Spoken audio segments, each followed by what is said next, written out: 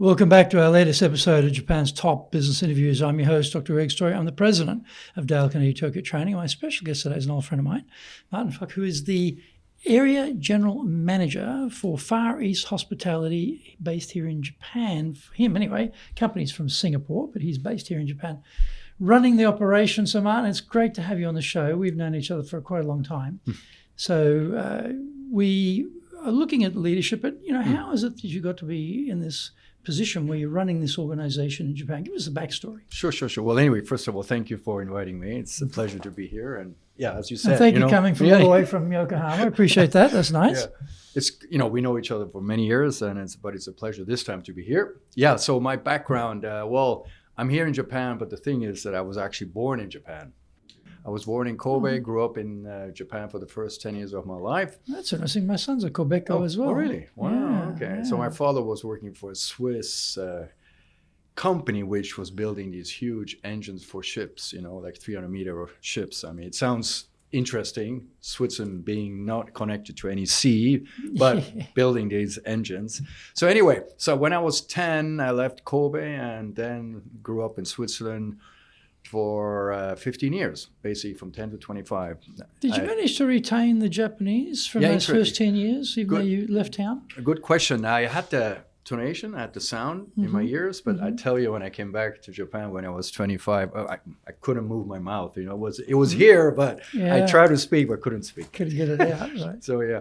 So, I did all the schooling, including the hotel school Lausanne in Switzerland, and I did the army, compulsory army.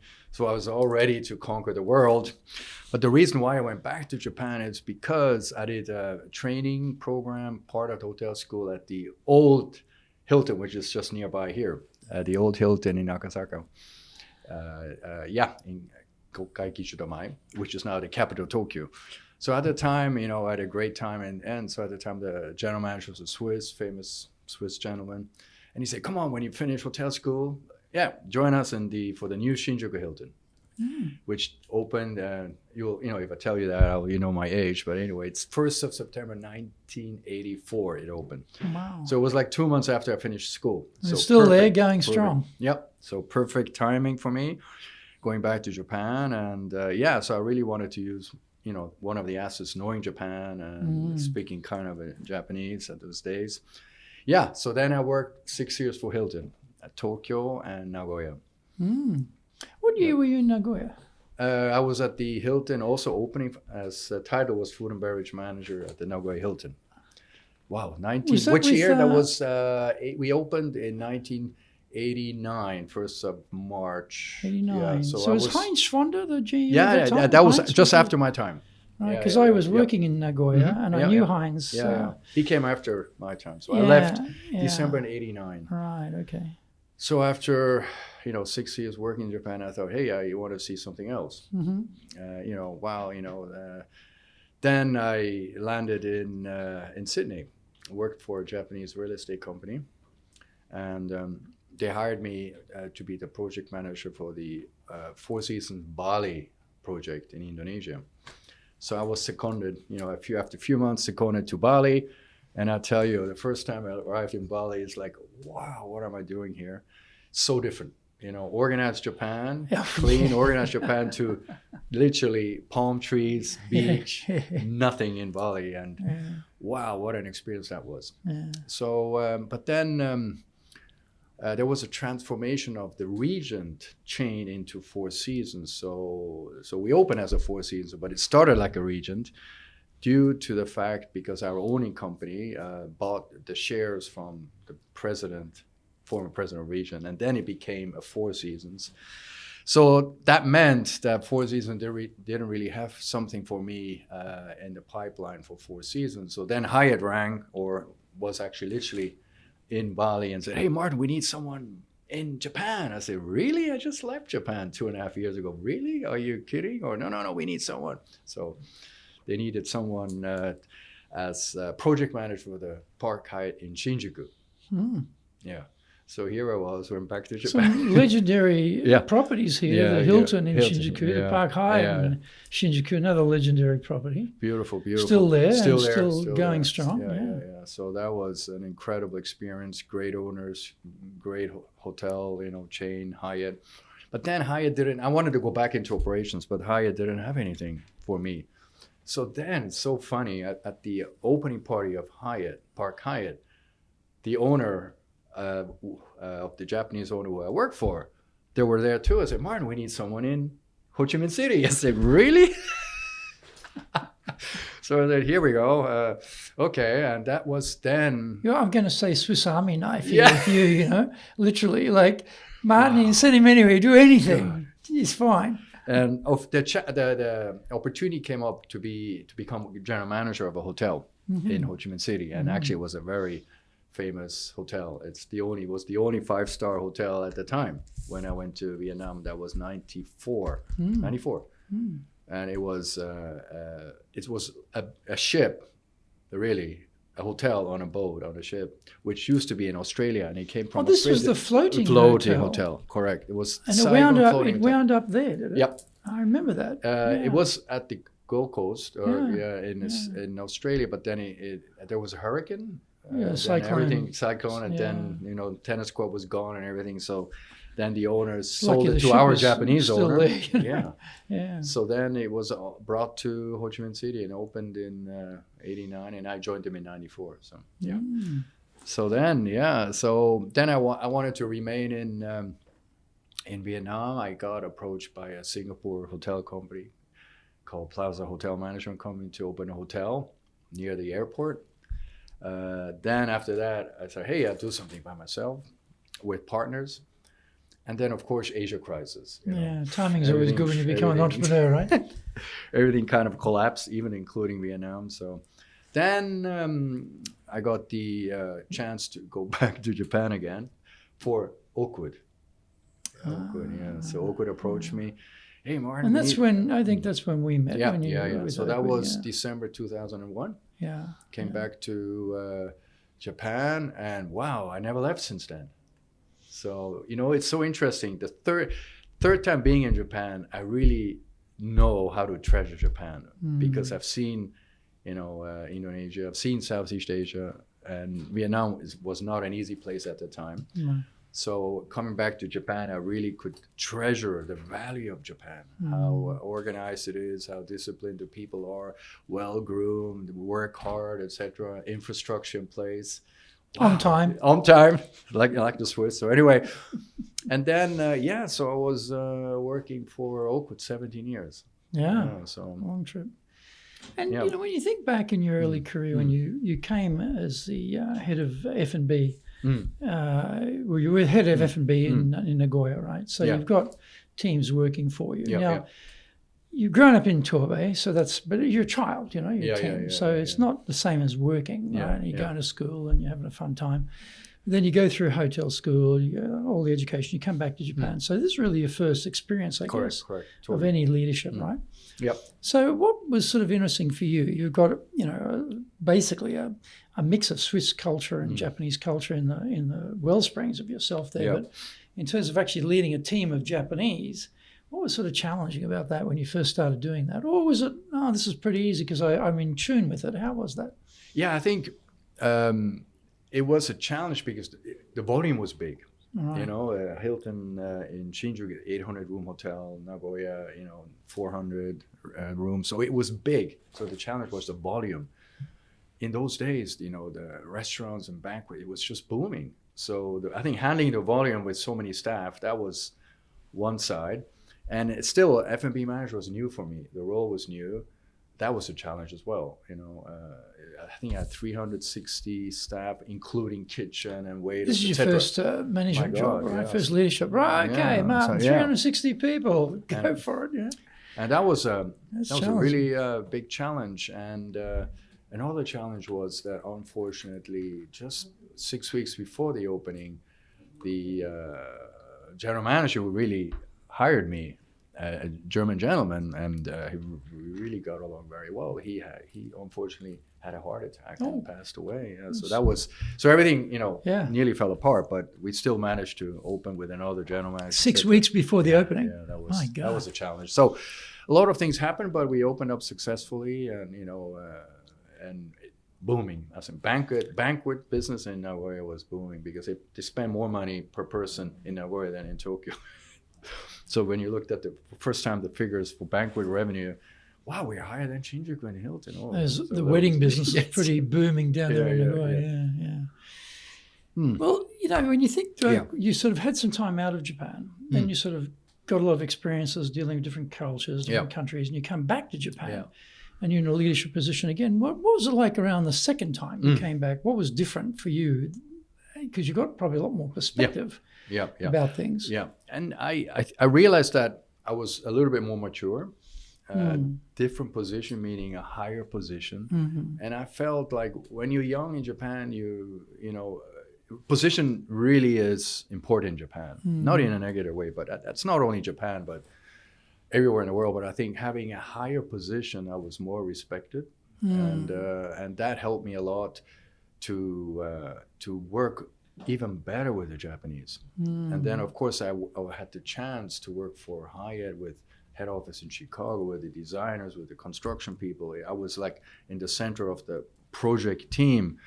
And so I met so many different people. And I think that really made me, I gained so much experience out of that. And working with the Japanese and foreigners and putting them together, So I was like the center point of putting everybody together. And, it's not easy with working with designers and operators and owners and who imagine things are going to work like they do at home, and you transfer all that to Japan. It's like, well, no, that isn't going to work. Yeah. So that was really So the position helped me, and my experience overseas helped me because it's so different. I mean, Four Seasons Bali project, it became the best Asian resort, but to get there, oh my God! I mean, it was so interesting, traveling the whole country, checking on furniture, bribing people, just everything. It's like the impossible became possible. And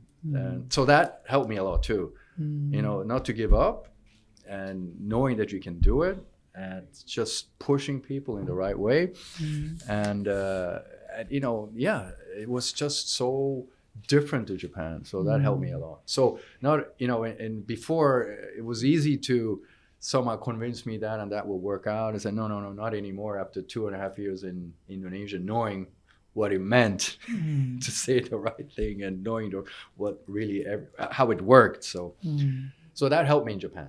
So couldn't just pull the leg, how we call that. And so, you had a long stint at Oakwood as well, which I think is, 17 years. You should be giving a medal to you for something like that long period of time in the one work.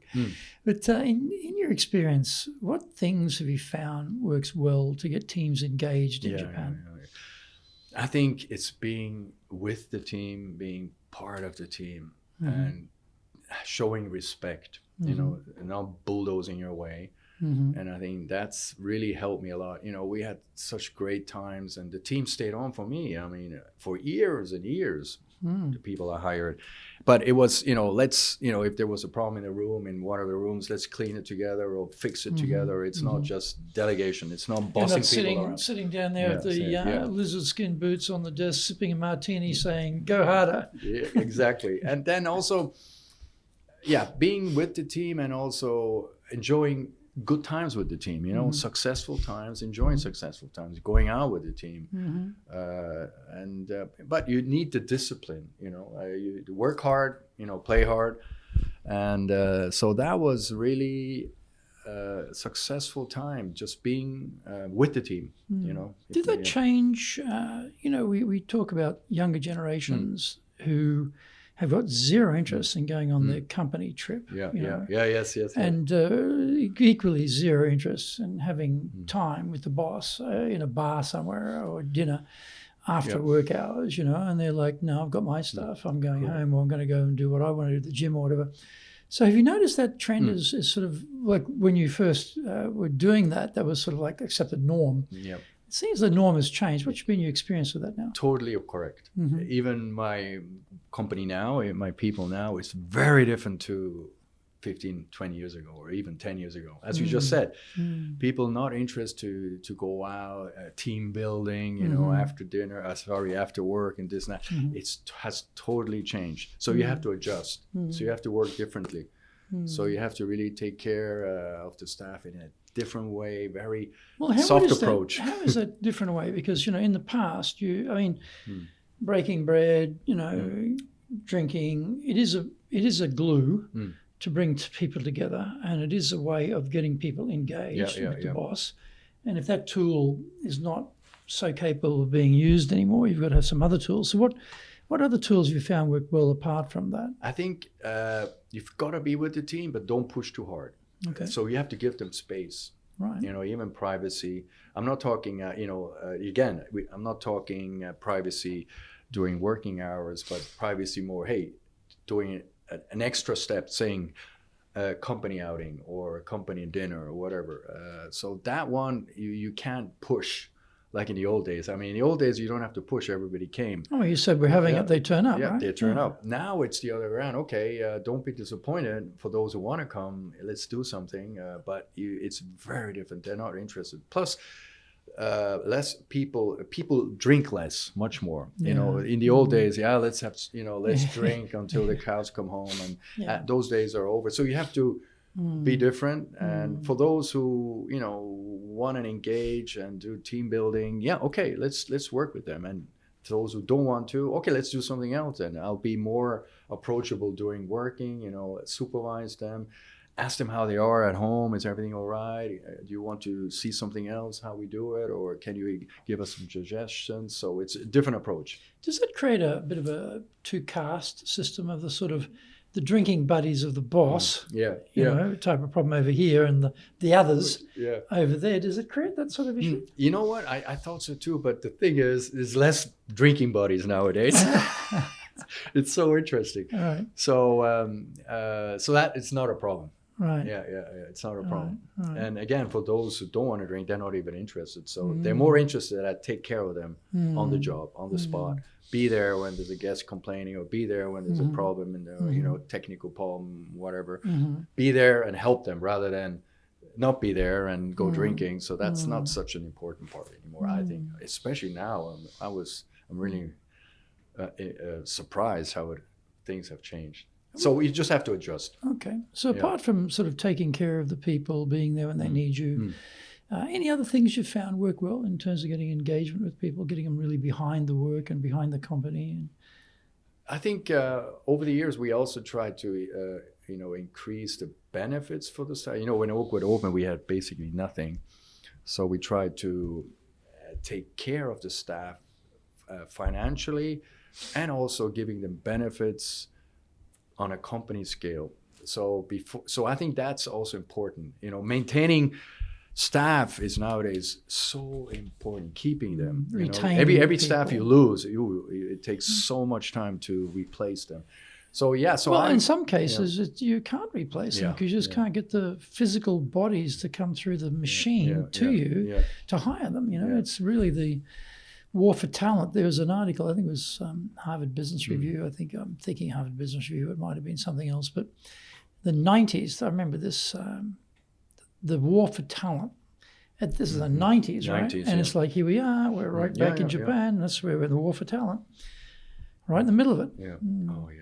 So I think I can speak on behalf of all the hoteliers. I tell you, it's a challenge is really finding staff nowadays. So the retain part is obviously key. And so in terms of getting ideas from people, now you're a very well-experienced executive. You've worked in numerous countries. You've had different projects and leading different teams. So, you bring a lot to the party in yourself, your seniority, etc. And there's always that issue as the leader that we can dominate the sort of idea generation, the strategy generation for the team because we have that seniority, we have that experience. But What things have you found work well to get sort of bottom-up ideas going, getting people to contribute their ideas? Anything that you've come across that works well for getting that out of the team? Yeah, I think my style is more giving them authority on making decisions, not checking every single detail. And, so I prefer that a staff makes maybe a mistake, not on a regular basis, of course, but rather staff makes a mistake than not taking no risks. Like if there's an issue with a guest, it doesn't matter. Just give them a complimentary room or give them a free dinner or whatever. Just, solve the problem on the spot without calling, 2 or 3 people or what can I do? And no, it's really solving the problem on the spot. So I give them authority to do that, give empowerment. And that means they also become innovative and creative on solving problems. They come back to me and say, wow, this is what I did, and wow, this is great. This is what we should do in the future in other cases. So I think giving them empowerment and more authority, you will be surprised. They really come up with some great solutions, innovative solutions. And it's not, a lot of companies, they don't give empowerment to the staff. So you're really strict and you're really scared of doing anything which is a little bit outside of the norm. So I want to give them that freedom. And I'm not a type who, pushes them or works with fear rather than, embodies teamwork spirit. So, That issue, around delegation is an interesting one. And for a lot of bosses, they won't delegate because they fear the delegate is going to screw it up. And then the boss has the accountability. It's going to come back and bite them. So it'll be quicker if I do it myself is one of the ideas. And the other one is, the safest course here is if I take care of it. So they don't actually give people a chance to be empowered, and therefore they don't develop their skill sets, and they're sort of kept in a sort of box all the time. So it's interesting that you had the bravery and the trust to let them try things, even knowing that won't always go perfectly. But, there's a difference between supervising a delegation and micromanaging a delegation. So talk a little bit about how you approach this, how did you get that balance right between supervision and sort of, pulling the plan up to see if the roots are working or not, type of thing. No, very good question. It's interesting. Let's say I had, when I came to Japan, I had somebody working below me. I mean, different, like the title was just, reserve manager. I was general manager. So she was always complaining, that she works too hard. So I said, listen, outline the things you're doing on a daily basis. So after one day, she came back to me and I said, no wonder. That means she did not delegate anything. So I said, listen, stop. I said, listen, here we are. A successful manager needs to delegate, not 100%, but certain things which seriously you should supposed not to do, please refrain from doing, because that makes you a better manager by delegating things. It took me a while then for her to understand what I meant, 2 or 3 months. But then she was able to manage herself better and manage the people better. So seriously, you can't delegate 100%, seriously, but you've got to know what to delegate and to delegate what to whom and to which level. And also sell the delegation too, because often busy people think this is an imposition from the boss. Boss is getting paid a lot more money than I am. I'm already busy. Why is the boss turning up and giving me their work? That's because if it's not communicated properly, that's how people react. Correct, and so that idea of, typically, if you want to move up, there's going to be some interview process or selection process, and the people who are going to give you a new position want to know you're going to be successful. So if you can actually say, I had the opportunity to work on this project given to me by a boss, and I experienced these things, and I understand this part of the job, and I saw this aspect of it. I learned these things. That's going to give a panel of interviewers a lot of confidence. Oh, this person's got the opportunity. And explaining that to people is often the missing bit. That's not explained, that this is actually setting you up to grow in your career. It's a big point. Yeah, and it's this is why I'm doing it. It's not because I've got And I got things I just want to dump on you. And the other thing too, I think, is where the supervision is given, that there's then that, as you said before, that line between micromanagement but keeping an eye on it so it doesn't go off on some crazy direction. And the worst thing, people delegate. And then the day it's due, they get it. They go, no, this is wrong. You took it the wrong direction. I expect you to go over here. You zagged. You're supposed to zig. Bit late, right? Yeah. So give the delegation, sell the delegation, supervise the delegation, give them support. Is something that if you do that, the chance of that delegation being more successful goes up dramatically, I think. Correct. Yeah. Yeah, I totally agree. You've got to supervise what you delegate, not on a it's abandonment, micro, isn't it? But you can't just say, okay, I'll come back in 2 months and see how everything is. No. And you have to be there to help them in case they're not doing the right thing or so delegation, yes, but as I mentioned, you've got to somehow supervise the delegation in a delicate way, because you don't want to push too much then to say, wait, you just told me to do that and now you're saying you're taking it away from me. So but it's all about being part of the people, being with the people, and getting the pulse of what's really happening within the team. I think you've got to be there. So have you come up with any particular techniques or mechanisms for doing ideation, creativity sessions, brainstorming sessions? Anything you've come across you felt this worked pretty well to get ideas out?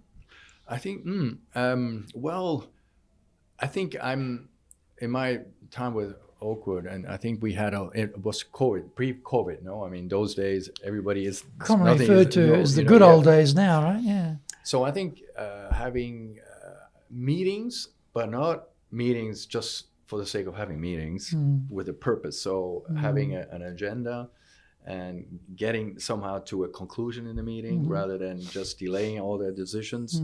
So having a structured meeting, and the meeting is also a place where you convey issues or you discuss issues, but that doesn't necessarily mean you can make always a decision on the meetings, but it's a platform of helping each other on knowledge, of exchanging knowledge, and then having a timetable for the next meeting and action plan for the follow-up of all that. So I think it had to be I was structured in a way, and then following, and let's say you have a group of 12 people and you have a certain project to be done, then I created a task team. Not all 12 people have to do the same thing at once. No, maybe 2 or 3 people worked on that task. So I had a special task force involved, which then had to report back to the big group, So there's a active and interactive group meeting sessions, and transparency. Don't hide, because no one can hide things. It will come out. So I was very vocal on that part. Be transparent, and if you make a mistake, let me know, because if it comes out one day and it's even worse, And I think for a boss, there's absolutely nothing worse than they're hiding the issue, and then at the last moment, when there's no time left to fix it, you find out. Correct. And normally bosses have power, they have money, they have time, and if those 3 things are taken out of the equation at the fixed point, then it's a catastrophe, But if you know earlier, you can apply that time, money, and power to help them, rescue it. But telling you at the last moment is like, I can't do anything. And I think in Japan, they tend to rather be scared. So right. I cultivated that culture not to be scared. I'm here not as an enemy, but as a friend, with the aim of doing a good business, with achieving good results. It's not me I'm not your enemy. I'm here to help you that both of us become successful. So, well, that whole thing about how you treat mistakes is an important one, isn't it? Because, if the boss says, we love creativity around here, where there are no mistakes, there's only learning opportunities.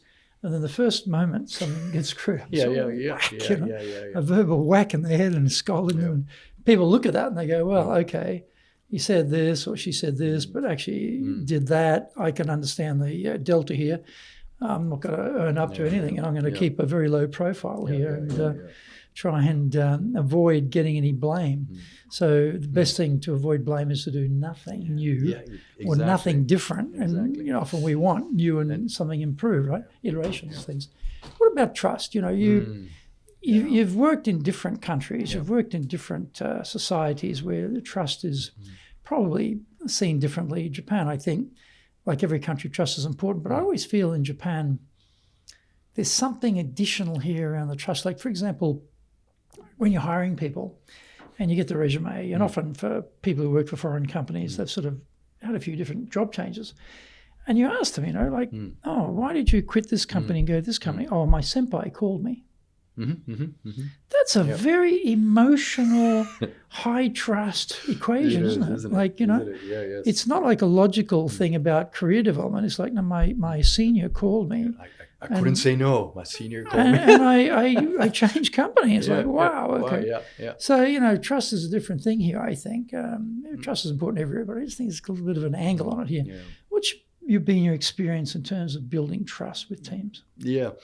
I mean, I think it's easier to build, for me in Japan with so many years, it's easier to build trust in Japan because you already have a good base, you know, the educational system, the hierarchy, the senpai kohai thing. There's a base to cultivate that even stronger. Not to be negative, I was in Vietnam 1994, just when Bill Clinton opened the US embargo. And I tell you, no one had trust with anyone. No one trusted anyone from this Communist Party, from the communist system. So that was a learning curve. I could not trust anyone in the hotel because no one trusts anyone. Maybe now it's better, but in those days... Sounds like a great working environment. So for me, it's like, wow, what am I doing here? And this and that. So from knowing, trusting anyone to, in Japan, trusting many people, each other. So you just have to work around it. So, you know, I focused on my departments in Vietnam, and I learned from them. And, you know, we had spies from the Communist Party, 3 spies. We don't know who it was, but there were spies in the hotel checking on me and checking on everyone. And I said, really? Yeah. Once I wanted to, there was, you know, outside Vietnamese traditional dresses. There was one lady in a business center. She was always there from 9 to 5 p.m. So I asked my front office, excuse me, well, she doesn't do anything. She's always there and disappears at 5 p.m. What are you doing with her? And I said, oh, Mr. Fluck, this lady is sent by the government, by the postal office. She's checking on incoming faxes from foreigners, and she has to make sure that nothing is written against the Vietnamese government. So I was like, really? So you started sending faxes complaining about the Vietnamese government to her. So I said, oh, okay, got it. Yeah, understood. Okay, let's work around that.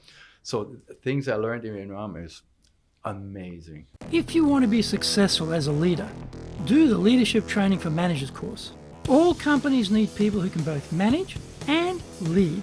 Leading people screams out for real skills in communication, dealing with all different types of people, being excellent at innovation, planning, delegation, handling mistakes, doing performance reviews really well, and inspiring and motivating the team. Do the Leadership Training for Managers course now in either Japanese or English.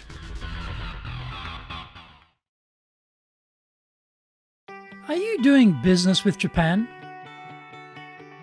Do you really know how things work? Japan Business Mastery provides the answers. Do you have the right networks and know how to create them? Do you know how to get on the same wavelength with Japanese buyers? Do you know what being trustworthy looks like from the Japanese perspective? Japan Business Mastery is based on more than 30 years' experience in Japan and will become your go-to guide. Want to succeed in Japan? Buy Japan Business Mastery now. Yeah, so from no trust to trust in Japan. But in trust, you cannot buy. You know, even in Japan. I mean, you know, I'm still considered a Westerner. So I don't consider myself as Japanese. I tell the foreigners who come to Japan, don't become Japanese, because they hired you to be yourself, you know. So be yourself, but adjust and respect the culture, respect the people, but don't become Japanese, because that defeats the purpose of you being in Japan. It's also, I mean, that's sort of interesting for me too. I think it's changed a bit now. There was a stage, I remember, where because I was speaking in Japanese with, at that time, older Japanese, they didn't see that as a plus. It was like the protective layer correct had been pierced, and this foreigner knows a bit too much. Like, we can't, you know, snow this guy and give him the usual sort of crap we give people, and they weren't comfortable with it. But I don't find that anymore. When I meet Japanese, totally I speak in Japanese. They're happy. They don't feel any fear or anything being exposed that they want kept hidden. I don't get that feeling. But there was a period I did feel that. Me too. I felt that. And my when Japanese at that time wasn't all that great either, so Yeah. I don't know what they were worried about. You know, it was not too much danger. But it's like you're inside the door, and they probably figure on the outside the door. So that happened to me 35 years ago when I came back. You know, it's like they didn't want to speak with me Japanese. You know, even at that time. And now I don't see that at all. Now it's the other way around. No, let's speak Japanese. So now much more open. Japan has changed dramatically in a positive way. Totally opening up for foreigners, you know. But in Vietnam, I was told not to speak not Vietnamese, because my Vietnamese is terrible. But they felt I'm a spy. You know? Oh, if you spoke in Vietnamese, they wondered why you spoke Vietnamese. So one of my good friends, Swiss, and he spoke fluent Vietnamese. I said, Martin, be careful. Only speak Vietnamese when you know whom you want to speak to in Vietnam, because they consider that as a spy. Wow. Yeah.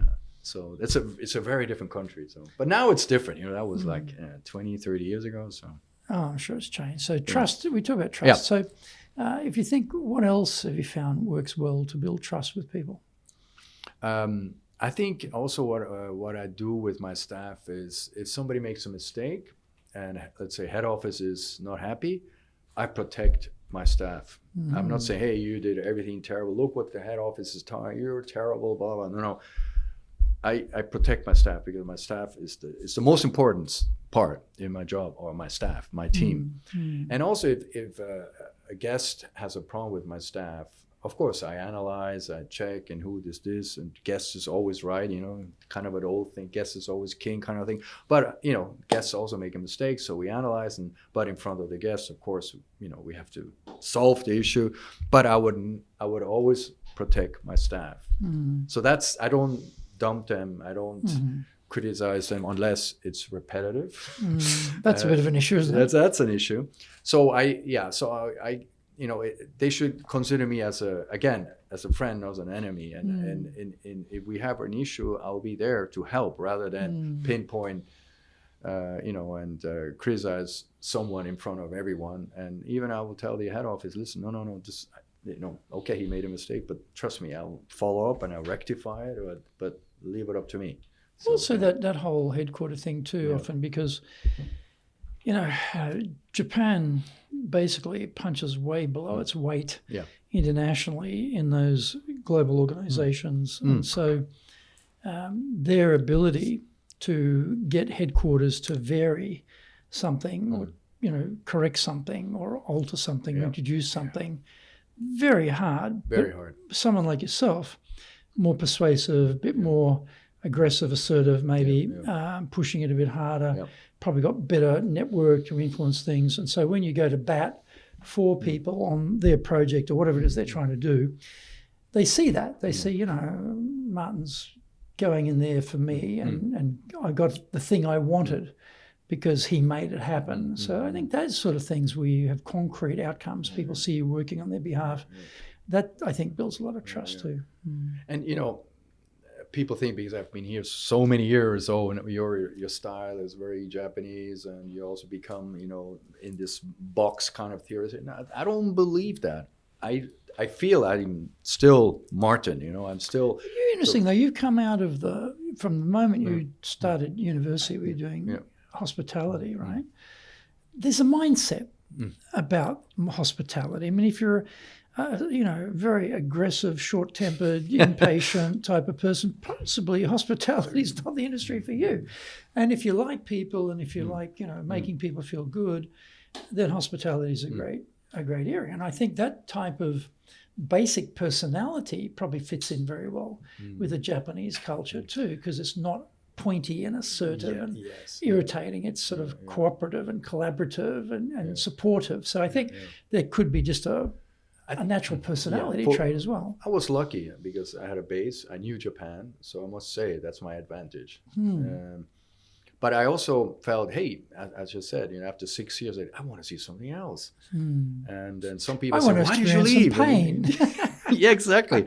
Some people, why did you ever leave? I said, no, but I matured and I could see other things, and I became more innovative in Japan actually because I knew, hey, so many things you can do, and Japan is very set in its mind. Mindset is strong, and I think we haven't touched that point yet. But changing things in Japan sometimes, you've got to have patience. Yeah, but it's not impossible.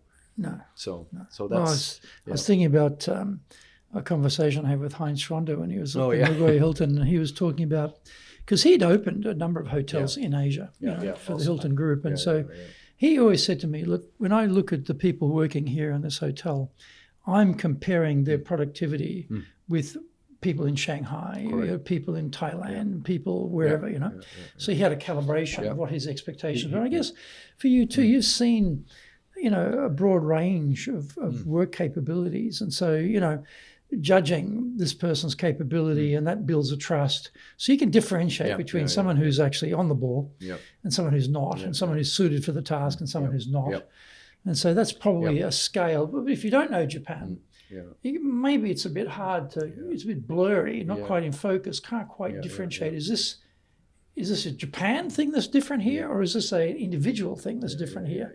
That's always a bit tricky. It's tricky. Yeah, it's tricky. Well, in many instances, it's a Japan thing, and for many foreigners coming first time to Japan, I only saw that in Japan. It's a Japan thing, or the head office says, hey, how come it doesn't work in Japan? Why can't you do that? Like we do it in whatever country, No countries mentioned. But it's true. So you have to, sorry, just hold there. We'll come back. Actually, I'm going to get you some more water. Oh, so I see you going through to the Well, So we'll take a break. We'll come back and we'll continue this conversation. So just pick it up. Okay. Let's get you some more water. Thank you. Rung at the wrong time, unfortunately. So let me get rid of that. Thank you. Appreciate it.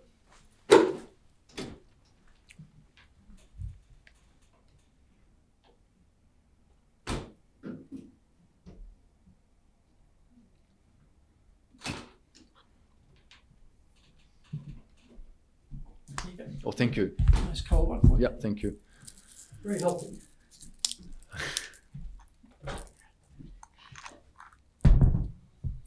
Let me just check the shot, make sure we're looking good. Yep, you're good.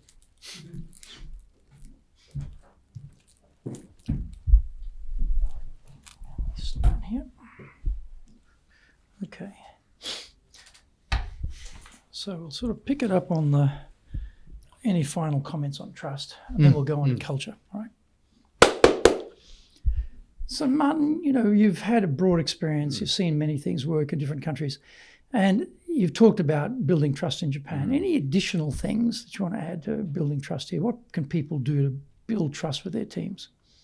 I think also longevity, meaning it's in Japan still, like I had a lot of people who stayed on with me for many years, and so I think that longevity, that long period of time working together, that also creates a platform of elevating the trust level. I think it's not like every 2-3 months there's something new. So because trust doesn't happen, creating trust doesn't happen overnight. Well, on that point though, if you're sent here for a short-term posting, 3, 4, 5 years, you don't have the luxury of having 17 years like you had at Oakwood. So any thoughts on how to build trust quickly for people who won't have that longevity aspect? Yeah, that's a good question. I think you've got to, you still have to you have to understand the culture. You need patience. But again, if you're only here 3 to 5 years, I think you have to focus on the main people. You know, you have to trust your department heads. And if you can't do that, it will not filter down to all the rest. So I think building a team, a trust within your department heads is really vital. And they will just filter that down to their people, because in Japan, there's a certain discipline, you know, work discipline, so I think it's really, really critical to have that trust with the department heads, whether it's finance, sales, food and beverage, you know, housekeeping, whatever it is. And I think I also believe that you have to have a fair approach. You can't, I love food and beverage, so you only talk to the food and beverage manager and forget about the rest. So I think you have to have a very equal approach, and that's I think I try to do that all the time in Japan, especially because they look at you, they look what you do, how do you do. So it's amazing sometimes what you hear. So really, did I do that kind of thing? Well, it's interesting. I think employees everywhere are absolutely first-rate expert boss watchers, and how you walk, your facial expression, your energy, your voice. It's like they're watching you for danger signals, you know. Is the boss in a short-tempered bad mood this morning? I have this project I want to get approved. Maybe today's not the day to bring it up. Exactly, it's true. And I noticed it the other day. I was under this particular reason. I was under quite a bit of stress. And I was in the office early, and then one of the team came in, and he took one look at my face and said, "Is everything okay?" Because I wasn't aware of what was on my face, but obviously what was on my face was apparent to him. And he realized this is not the normal Greg Story face that he sees, you know.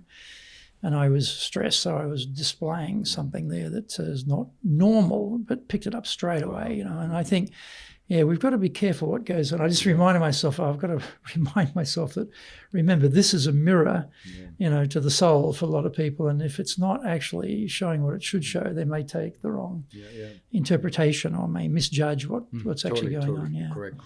Let's talk a little bit about building a culture, because every organization has an internal culture, and then you have Japanese culture, and then you have that organization's culture and Japanese culture melding, and then you have your ideas about culture and the type of culture you want in the workplace. So what things have you thought about in terms of making a culture work for you?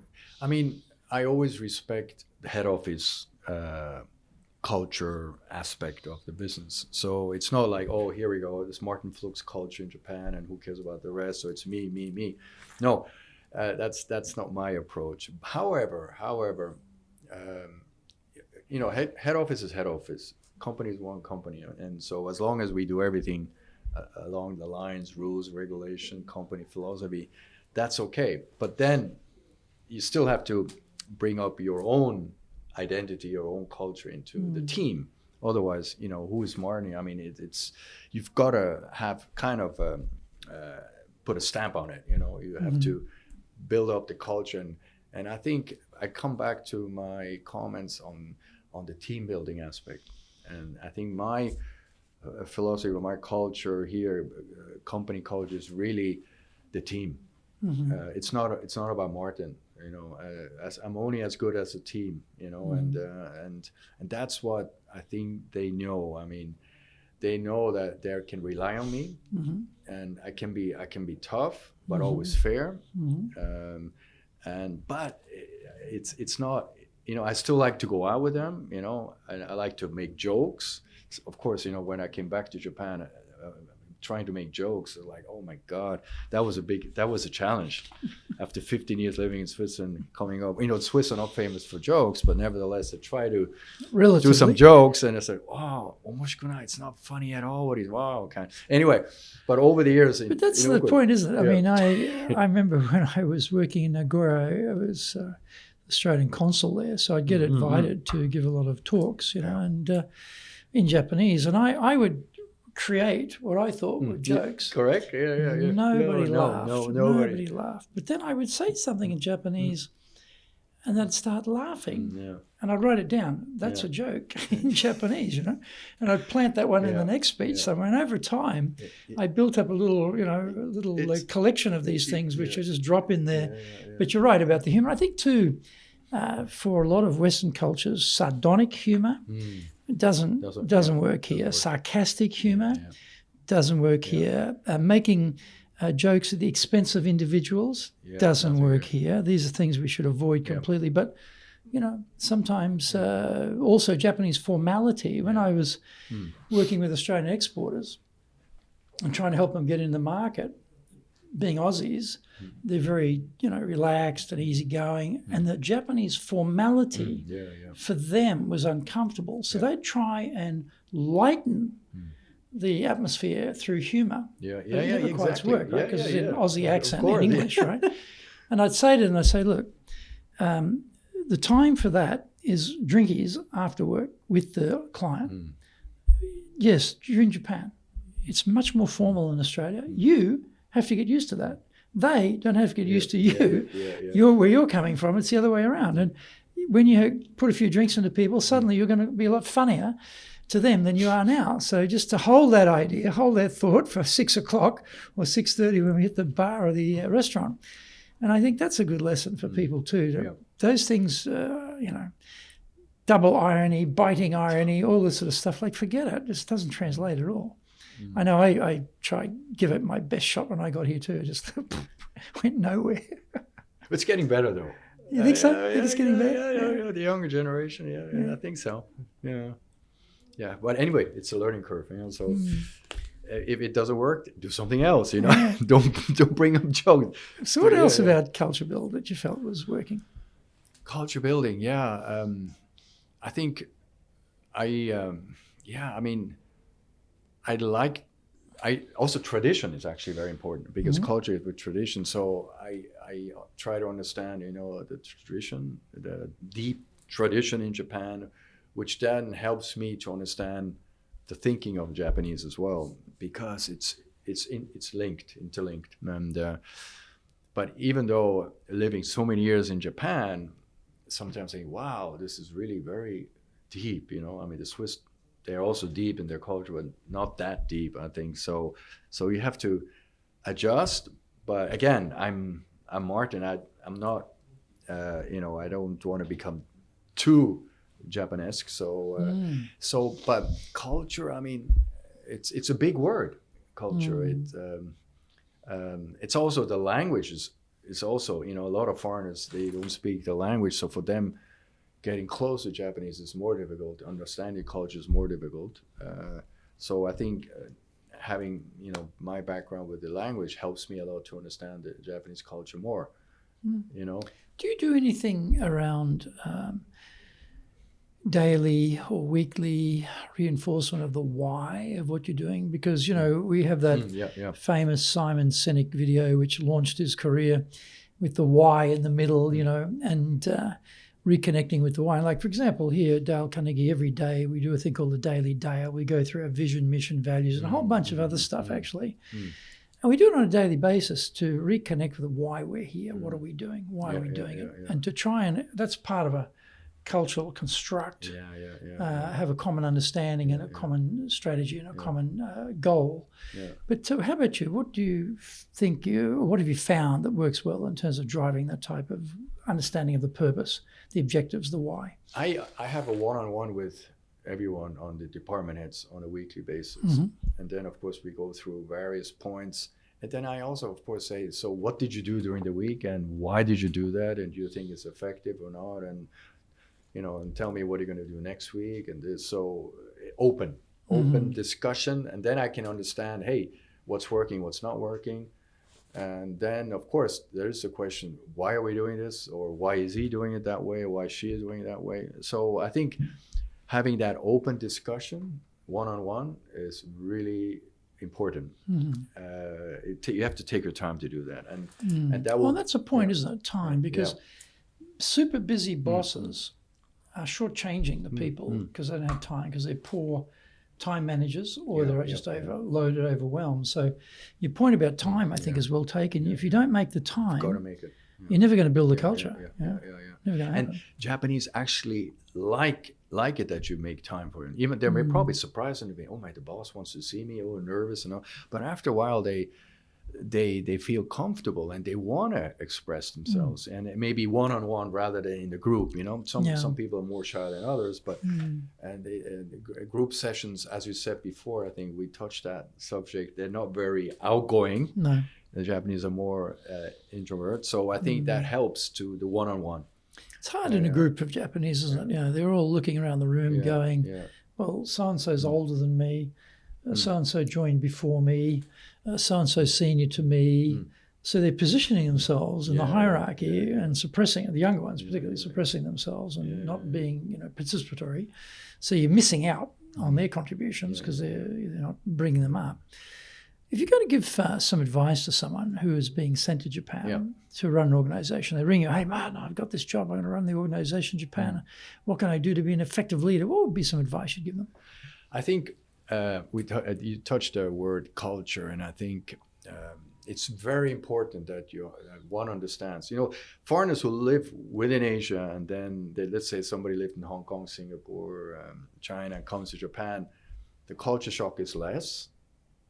But somebody coming straight from America or Europe, first time Asia, Japan, wow. So I always tell them, listen, just respect the culture, respect the people, and be yourself. And don't try to become Japanese. It's not going to work. And the other thing is, again, also respect the tradition, And the third thing I say, listen, patience is my favorite word for foreigners. Patience. And even for me, after so many years, I just think, wow, I really need patience in doing certain things or outside of the company things, personal things or whatever. Wow, it's like, really, God, how many years I'm here? And so having patience really helps you. I'm not saying you have to accept everything. Oh, it's not going to work. Oh, I'll give you 2 years to rectify. No, I'm not saying that. But just, cool down and say, okay, wait a minute. It's going to work. It's going to work. I just have to know it will work out, but I have to find the right way and just be patient. It will work. In Japan, that's a good thing. Things will work. But you can't bulldoze. You can't scream and shout and, Well, the classic is they have the meeting. Boss is driving the meeting. Yeah. Everyone's nodding. End meeting, nothing happens. Those things the boss thinks is going to be taking place after the meeting because all agreed in the meeting. It wasn't agreed. And then they wonder after a couple of weeks, what's happened with that project? Nothing. So, I think that the persuasion capacity for Westerners in Japan, if you don't know Japan, is pretty low, because you're using a typical Western approach, which is different here. And so if you don't know, you just think, well, yes, they've bought what I've sold and we're all good and away we go. And because they all nod, you think, they understood what I meant. And, next week I'll have the result. No, it's not that. So you have to, again, after the meeting and really dig in again and supervise and talk one-on-one. And, hey, where are you? And this. So it's a constant approach, being around. You have to be around, and it's hospitality business especially. You've got to be with the guests, you've got to be with the team, you've got to be around people. You can't sit at home, work from home, it's not going to work in this kind of business. So I like being with people. So, I was always at work during COVID. So, depends on the company, of course. Some companies were not allowed to, as executives, were not allowed to be at the workplace, had to be at home. So it depends on the company. But, in my case, I was with the guests and with our staff. So, being with the people. So what else do you find is some good advice for someone being sent to Japan to run the organization? Yeah, I think some people over expectations are high of Japan. The country of IT infrastructure, everything works. I'm laughing already. Yeah, I know. I'm laughing already. So everything works perfectly. The trains are on time. Yes. Okay. Yes, I get that. But it's more complicated than one thinks. The bureaucracy. The educational system, it doesn't, it's also very strict. I mean, the Japanese in their way are very strict, homogeneous, but they're strict. They don't accept all the changes you want to do, and changes they want to change, but that's not only for Japan, but so you have to, if you want to change something, you can't have let's say in a group of 10, if somebody wants to change, you're not going to fix the problem. So you need at least a majority of the people on your side to change something, So in America or somewhere probably in a communist system, you have one guy and he agrees, and then off you go. There's no choice, you've got to do it. But in Japan, it's interesting. I wanted to mention that too. So I had one of my first Japanese bosses outside of Japan, where he said, "Martin, never forget, Japan is a socialist, capitalist country." I said, "Wow, really?" Yeah. It's all about teamwork. It's all about working together. Quality. And, don't forget that. And I really thought, it's a socialist structure, we can't forget that. And it's homogeneous socialist structure. This is not a negative thing. It's a positive thing, but you've got to understand that they work as a group, and they look like individuals, but at the end something happens. It's still the group. Consensus is very important. If you want to change something in Japan, you really need the majority on your side. Well, that's the classic nemoashi, isn't it? The groundwork you do with individuals before the meeting, after the meeting, constantly convincing people, as opposed to, well, I've just told them. I've told them. They all heard it. I've told them. We're done now, right? No, we're not done. And I think also the people's reluctance to voice opposition to the boss in public, rather say nothing, and sort of become subterranean. That's why ninjutsu was invented here, hiding from the light. So your expectations could be way off, right? But the other thing is also you have to accept if you make a mistake. You don't have to go on your knees or whatever, but you say, okay, sorry, it's my mistake, and I'll try not to repeat it. But got it, I understand. It's not going to happen. Boom, So you have to be really transparent on that part too. You can't just say, no, I never said that. I will never make a mistake like that. Yeah, I think particularly coming from litigious societies like America, where no one admits to anything because of the legal ramifications of admission of guilt, and also the sort of competitive culture. So people are not able to easily admit they were wrong, or had shortcomings, or failed, or whatever, trying to mask it and hide it, fight the way to the top. That type of approach here is not going to work. No, not going to work. Not going to work. Bulldozing approach is not going to work. And So, but so, again, we're going back to somebody who's here for 3 or 5 years. It's not endless time. So you have to be focused. You have to respect where you are, focus on main people, be fair, equal. You can't like and dislike. People will see it right away. It's a socialist framework here, and work as a team. And really fair, tough and fair. Don't be the nicest guy on earth. It's not going to work. So they still have to respect you as a boss. But it can't be bulldozing your way, and screaming and shouting is definitely a no-no. That's not going to work, right? That's not going to work.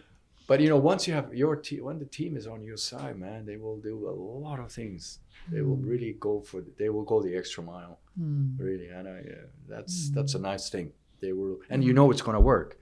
In some countries, it's going to work for 1 week, and the next 2 weeks, oh my God, is it still working? Here, no, here once it's well prepared, and once it works, after 1 or 2 weeks, it's going to work for the next 1 or 2 years, definitely, unless the people change right away. But things, once they're done, they work.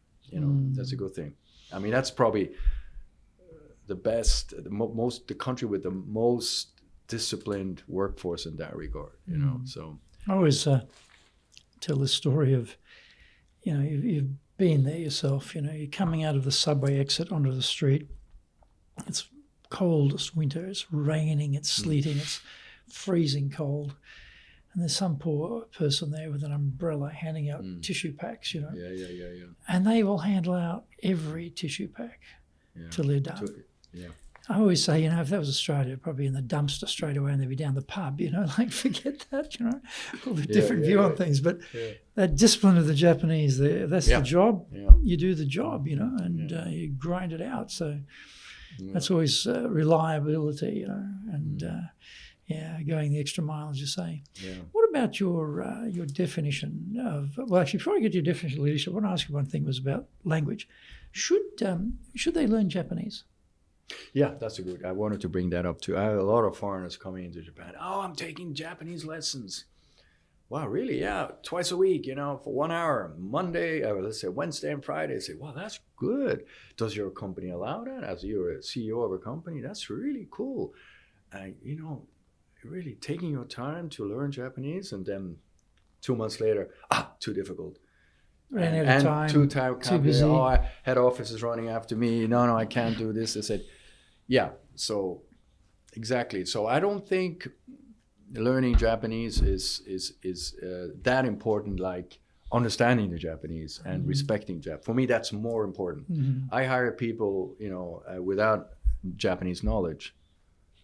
You know, let's say in sales, or, you know, can be a only English-speaking person, as long as he can do the job. He doesn't have to, and understanding Japanese people. Respecting the Japanese is, for me, more important than somebody who speaks the language and doesn't respect the Japanese. Yeah, that's true. So language is not 100% necessity for me, but for newcomers, it's so funny, you know, so many people I met. I'm sure you too. Like, I mean, you start studying Japanese, and then you realize it's damn hard it is. It's you know, damn it's hard. like this is really hard language. It's not learning if you speak French. It's not learning Italian. You know, I mean, it's a totally different language. So, and then they get frustrated. The writing, you got the hiragana, you got the katakana, you got kanji. So, you know, difficulties go up, and then you've got 2 different readings of the kanji, onyomi, kunyomi. I mean, how can we make this more complicated? I mean, you'd have to stretch yourself to think how to make it more complicated, you know. And I know the kanji myself. Sometimes I'll see a kanji and I'll think, I ask my wife, you know, she's Japanese, so how do you say that? And it'll be not what I expected. It's like, And always at those moments I think, damn, this is hard language. But you know, companies send foreigners to Japan to do the job, you know, and there's, unless the company says you've got to learn Japanese. Some companies, 6 months, learn Japanese and forget about the job, blah, blah, blah. You know, it can happen too. But most, 95% of the companies, they send people to do the job, you know, and it's not to learn the language. So the language should be personal, really personal. It's not. It's nice though if you can speak some Japanese. Yeah, of course. Shopping Understanding, and sightseeing and getting around. And I think the language is also a bit of window to the culture as well. Absolutely, it opens up. You start to realize, that's what that means. And it's fun going out with the staff, saying a few words, or even doing the job. And it's not. It's just tough for many foreigners to digest how difficult it is. So some people get frustrated and then negative. I don't want that people become negative because of language. No. We told you it's difficult. So let's do a quick 1 second language lesson. I love this one. When you hear the word musugashi, often it's translated as it's going to be difficult. My experience of dealing with those Aussie exporters, because that's a country, a pioneer country, you know, and a harsh climate, everything's difficult down there. So we overcome difficulty, you know. And so when you would tell them, the interpreter would say, this is, or I'd say it's difficult, they'd be thinking, no problem, we'll fix that, we'll overcome it, we'll find a way around it, you know. The brain. And I realized, when you hear the word musugashi, the proper translation is it's impossible. And when you tell them that, the difference, he just said it's impossible, boom, stops them in their tracks. They go, whoa. You know, so little things like that, when you don't know and you get the wrong interpretation, the wrong translation, you go off on a different tangent from where you need to be. Leadership. What's your definition of leadership? That's a good point. You know, what do you say? There's a saying, managers do things right and leaders do the right thing, correct? So I believe, again, management, they follow the rules and, you know, regulations and generate revenue and do the company, whatever they have to do, you know, and their role. But leaders, they always find new ways, innovative. You know, they don't accept status quo. Like me, when I came to Japan, no one knew Oakwood, you know, and what is service apartment. So I said, you know, okay, I get that, but nothing is impossible. So let's create something. Let's go out to the world or in Tokyo and explain what we are, and then, you know, build up the brand. So that was impossible in the beginning. So I made the impossible possible. So I think finding new ways is leadership, and also being clear with the objectives on what leadership is. You know, so it's it's finding innovative ways to show the staff that we're doing it for the reason of improving business. It's not the other way around. So, and it's fun. And, you know, I also educate the staff. It's fun to be different, and it's fun to find new ways. And it's also fun to have fun doing your job, you know, not to be too mechanical and too, and you've got, seriously, that's one of my also points I, you know, want to make clear with all the staff, but let's also have fun without going too wild.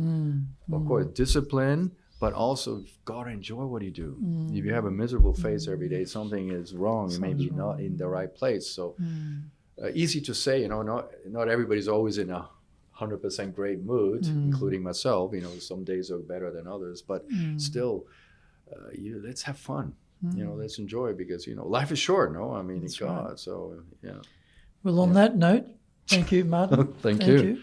Great, so please join us again. Remember, life is short, so please join us again for the next episode of Japan's top business interviews.